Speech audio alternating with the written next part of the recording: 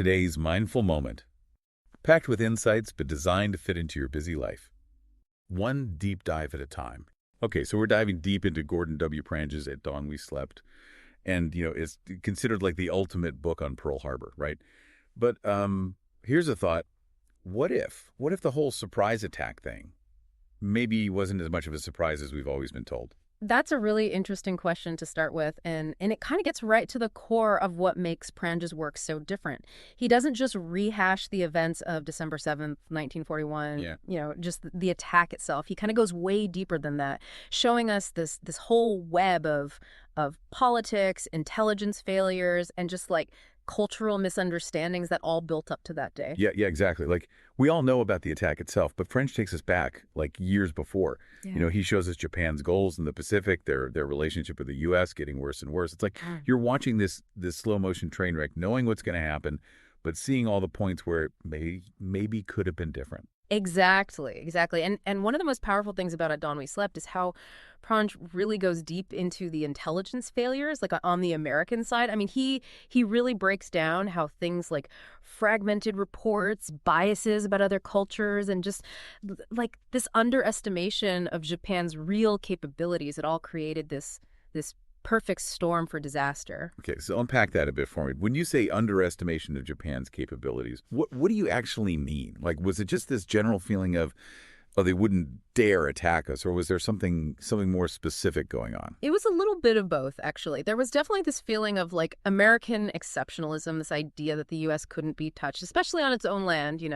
But there were also some very specific things they missed, like in terms of technology and strategy. For instance, the U.S. Navy back then was really focused on battleships, like those were their main weapon. No, kind of old school thinking at that point, huh? Yeah.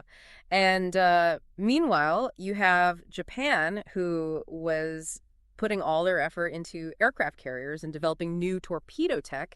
And get this, these torpedoes were actually designed to work in the shallow water of Pearl Harbor, something the U.S. thought was impossible. So basically, the U.S. was like fighting the last war, while Japan was getting ready for a whole new kind of conflict. That's a great way to put it. And that mismatch in thinking, that failure to adapt to how warfare was changing, that played a big role in the huge losses that the U.S. suffered at Pearl Harbor. So we're talking about missed signals here. It wasn't just ignoring warnings. It was about not even understanding the nature of the threat in the first place. Exactly, precisely. And that's where Prange's research is so valuable. He doesn't just say, oh, the U.S. underestimated Japan. He shows you exactly how that played out, from the weapons they focused on to the assumptions they made about Japanese tactics and what they were really planning. That's the kind of stuff that really gets you thinking. Like, how often are we making similar mistakes, holding on to old ideas and not adapting when things change? It's a very human thing to do, unfortunately. And Prange's book is like this big reminder that we always need to challenge our assumptions, question our biases, and be open to new information and how things are changing around us. It's like they say, the only constant is change, right? Yeah. But speaking of change, one thing that really struck me in At Dawn We Slept was how Prange portrays Admiral Isoroku Yamamoto, the guy who basically masterminded the Pearl Harbor attack. You'd think he'd be this stereotypical war-hungry villain. But Prange, he gives you this much more complicated picture. Oh, absolutely. Yamamoto is often shown in a really simplistic way, but Prange goes deeper into his life, his education, even his relationships with Americans. He shows us this guy who was really conflicted about the war, a man who actually spent time in the U.S. studying and actually developed a real respect for American culture. He even warned, like, that Japan would only have 6 months to run wild after attacking the U.S. Yes, exactly. That quote really shows you how aware Yamamoto was of how powerful America really was, their industry and military strength. He knew the risks of attacking a nation like that, but in the end, he felt like he had to do his duty to his country. It makes you realize that history, it's rarely black and white, good guys versus bad guys. It's about people, often facing really tough choices and making decisions that have these huge ripple effects. Absolutely. And that's another reason why Pranger's book is so good. He makes these historical figures into real people, helping us understand what drove them, their complexities, even their contradictions. It's not just some boring history lecture. It's a story about people. Okay, so we've got this backdrop of global tension, intelligent screw-ups, really complex characters. Where do we go from here? What does Prange tell us about December 7th itself? Well, his account of the actual attack, it's incredibly detailed. It's like he takes you minute by minute through all the chaos, from the first time they spot Japanese planes to the desperate fight to defend the harbor. I'm guessing he doesn't sugarcoat the devastation? No, not at all. He describes the ship sinking, the planes burning, all the casualties. It's tough to read, but he also highlights the incredible acts of heroism, how resilient people were, both on the American and Japanese It sides. must have been terrifying. Oh, it was. It was a day that changed everything, and Prange's book captures both the horror and the incredible bravery of that moment. But here's where things get really interesting. He doesn't just stop at December 7th, 1941. He takes us through the investigations afterward, the blame game, what happened in the long term because of Pearl Harbor. So, at Dawn We Slept, it's like this really complete look at Pearl Harbor then. Yeah, it's considered the definitive book on the topic for a reason. And it's not just for people who love history. It's a book that has a lot to say about us as humans, about leadership, about the choices we make when we don't know what's coming next. It's like this huge what-if scenario, but playing out on a global scale. And that's why it's still so relevant today. It makes us ask ourselves, what lessons can we learn from Pearl Harbor so we don't repeat the same mistakes? How can we be more alert, more adaptable, and more prepared for the unexpected? Those are some big questions to think about. But before we dive into those, I want to go back to something you said earlier about the different perspectives Prange brings to this story. We've talked about the American side, but what insights does he give us from the Japanese point of view? That's one of the things that makes At Dawn We Slept so unique. Prange spent years in Japan after the war, talking to key figures, going through their records, even visiting the sites of the attack. He didn't just stick to official documents, he spoke to everyday people who were there, from sailors on the battleships to people living in Honolulu. So he was bringing together the big picture with these individual human stories. Exactly, and that's what makes the book so powerful. It's not just cold, hard facts, it's personal. Yeah. It makes you really feel the impact of history, how much conflict costs in terms of human lives. I'm already getting a sense of just how many sides there were to this event, and to think we haven't even gotten to the aftermath yet. Welcome back to our deep dive into Gordon W. Prange's At Dawn We Slept. We've uncovered so much already about what led up to the attack, like the tensions around the world, intelligence missteps, those personal stories that really make it all come alive. Right, right. It's one thing to know the date, December 7th, 1941, but Prange, he makes you really feel what it was like to be there, not just for the Americans, but for the Japanese too. But of course, the story, it doesn't just end there. No, absolutely not. And one of the things I find most compelling about At Dawn We Slept is how Prange walks us through everything that happened afterward. It wasn't just about, picking up the pieces. It was about figuring out how this could have happened in the first place. Okay, so let's talk about who was held responsible. I mean, I imagine there were some pretty serious investigations after Pearl Harbor. Oh, yeah. There were a ton of investigations, hearings in Congress, military inquiries, you name it. And Prange, he goes into these meticulous details, breaking down the testimonies, looking at the evidence, showing all the political maneuvering. It's like watching a historical mystery unfold. And who are the main characters in this mystery? Who was really under fire? Well, a lot of the blame ended up falling on Admiral Husband Kimmel, who was in charge of the Pacific Fleet, and General Walter Short, the Army commander in Hawaii. They were accused of negligence, not being prepared, misreading intel reports. Basically, they became the scapegoats. Scapegoats. So is Prange saying they weren't fully to blame for what happened? That's where Prange's nuanced view really stands out.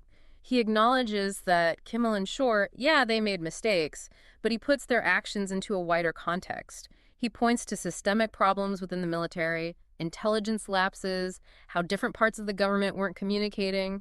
He's saying it was a failure on everyone's part, not just those two guys at the top.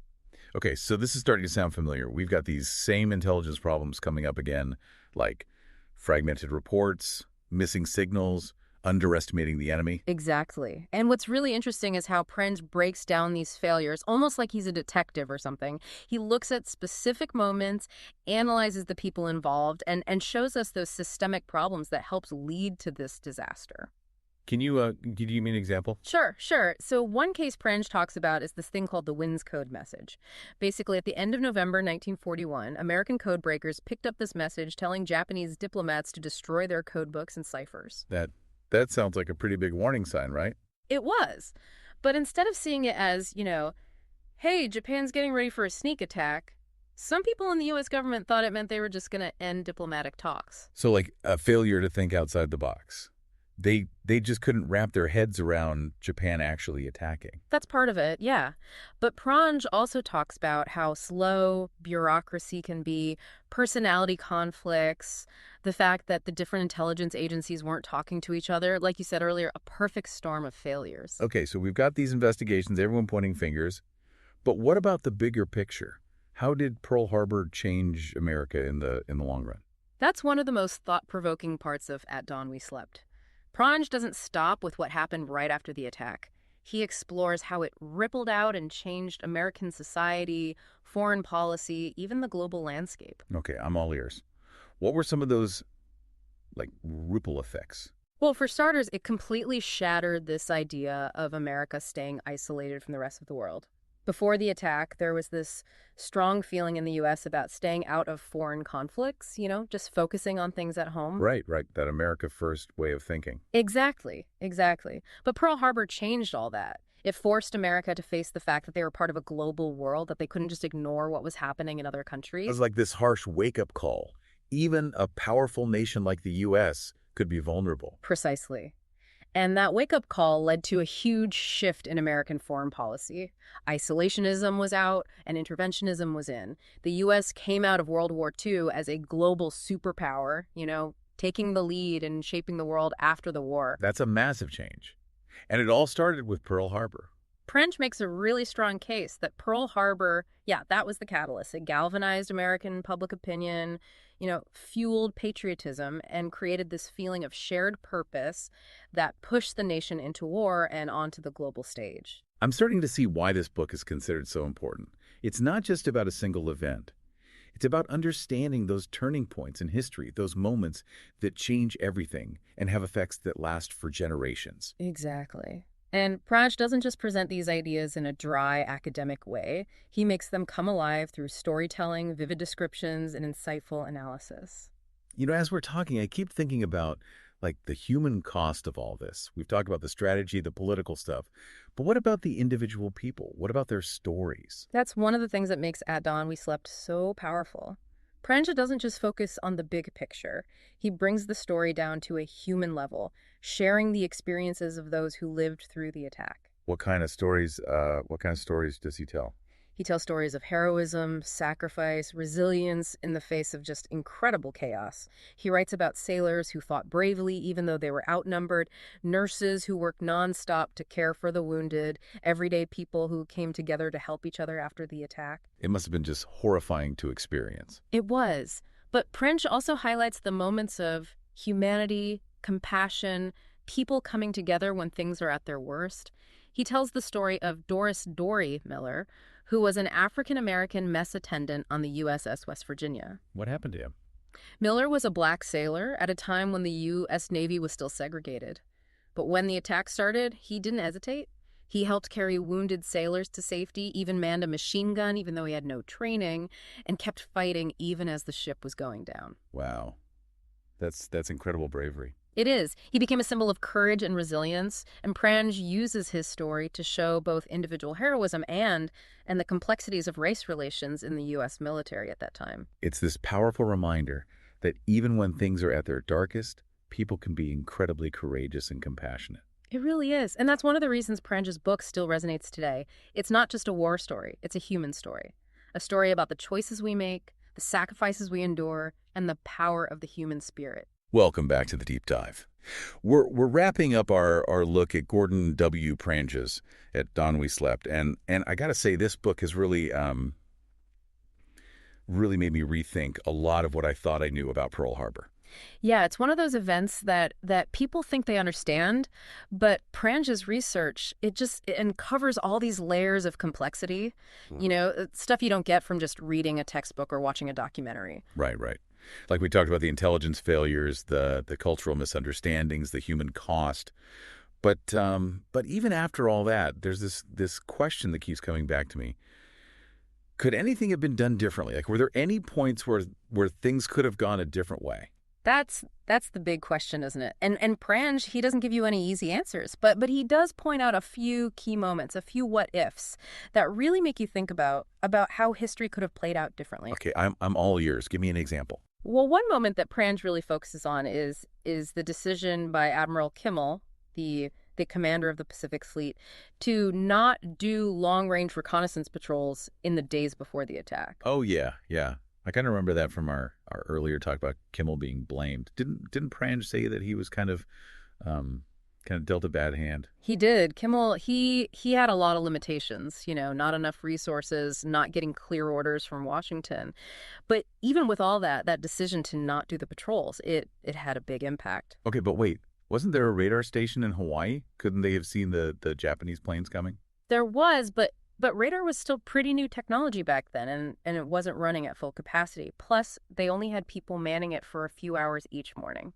To just bad timing then. Yeah, more than a little bit. Prenz actually describes how on the morning of December 7th, two radar operators, they did pick up a big blip on their screen showing this huge group of planes coming Wow, in. wait, so they actually saw the Japanese planes coming? Mhm. What happened? They told their duty officer, but he didn't believe them. He just assumed it was a group of American B-17 bombers that were supposed to be arriving from the mainland that day. You're kidding. It's a tough example to read. It shows how technology not being quite there yet, human mistakes, and just plain bad luck, it can all come together to create a real disaster. So you're saying that if Kimmel had done those patrols, or if someone had taken that radar warning seriously, maybe things would have been different. It's impossible to know for sure, obviously, but Prange's analysis, it definitely suggests that even a small change, one different decision, it could have changed how things played out at Pearl Harbor. It really makes you think about all the little choices we make every day and how they can have these unintended consequences, effects that we might never even realize. It's a humbling thought, that's for sure. And it shows how important it is to be aware of the choices we make, to understand what could happen because of them, and to be ready to change course if we need to.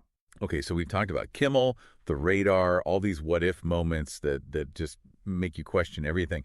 But changing gears a bit, I'm curious about the actual attack itself. How does he describe all the chaos and the terror of that morning? His writing it's so vivid. It's like you're right there. He uses eyewitness accounts, official reports, even diaries from the Japanese pilots to create this minute-by-minute story that puts you right in the middle of everything. Okay, paint us a picture. What are some of the details that really stand out? One detail that really stuck with me was the Japanese attackers using this code phrase, tora, tora, tora. Oh yeah.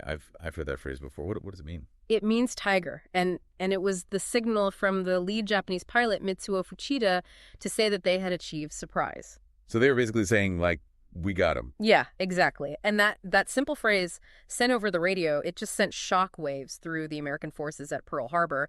It meant that this wasn't a drill, this wasn't some mistake, this was a real attack. I can only imagine the panic that must have set in. Oh, Prange describes these scenes of just pure chaos. Ships trying to get their guns ready, sailors running for their lives, planes on fire, smoke everywhere. It was a scene of just incredible destruction. But even in all that chaos, there were still these amazing acts of courage, right? Like we talked about Doris Miller, the mess attendant, who manned a machine gun and helped rescue his shipmates. Right, and Prange highlights tons of other examples of bravery, sailors fighting back even though they were outnumbered, medical staff working nonstop to save lives, ordinary people stepping up in these really extraordinary circumstances. Those are the kinds of stories that really make history come alive, They remind us that even when things are the worst, the human spirit can still shine through. They really do. And they challenge us to find that same spirit in ourselves, to be brave, to be resilient, to be compassionate, even when we're facing difficult times. As we're talking about these personal stories, I keep coming back to the larger impact of Pearl Harbor. We've discussed the political and social consequences, but what about the psychological scars? How did this attack affect how Americans saw themselves in the long term? That's a really deep question, and I think Prange would say that Pearl Harbor left this this deep wound on America, a wound that took a very long time to heal. In what way?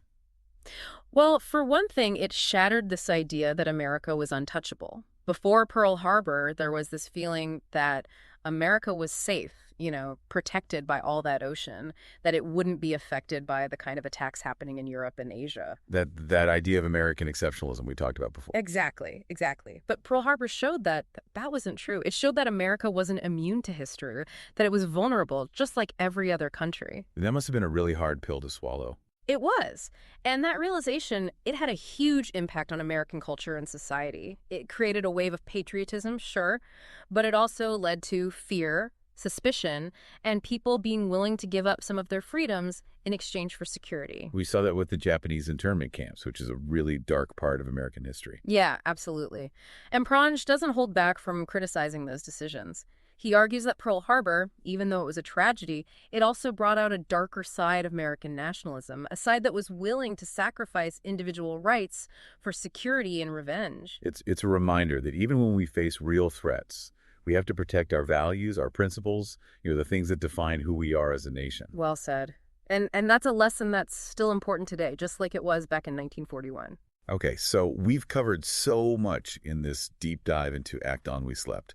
We've looked at the historical background, the intelligence failures, the attack, what happened afterward, the lasting impact. It's clear that Prange's book, it's not just a history book. It's about human nature, about leadership, about the choices we make and the consequences that come after. It really is. And I think one of the best things about how Prange approaches all this is that he doesn't pretend to have all the answers. He shows us the story of Pearl Harbor and all its messiness. And he challenges us to think about the unclear parts, the contradictions, the questions that this event still makes us ask. So what's the takeaway for us? What's the main message that Prange is trying to give us? I think that the main message is that history, it's not just something that happened a long time ago. It's still shaping our world today. And we have to learn from it, understand the choices that were made and what happened because of them, so that we can make better decisions now. It's about seeing those patterns in history, the things that lead to conflict, the dangers of being too comfortable, and how important it is to be alert. Exactly. And it's about realizing that we're all part of this story, that the choices we make, the things we do, can have effects that reach far beyond our own lives. Well put. And with that, I think we've reached the end of our deep dive into At Dawn We Slept. We want to thank you, our listeners, for joining us on this journey of discovery. If you enjoyed this deep dive, don't forget to subscribe to the deep dive and tell your friends about it. And of course, we encourage everyone to check out At Dawn We Slept themselves. The link is in the show notes.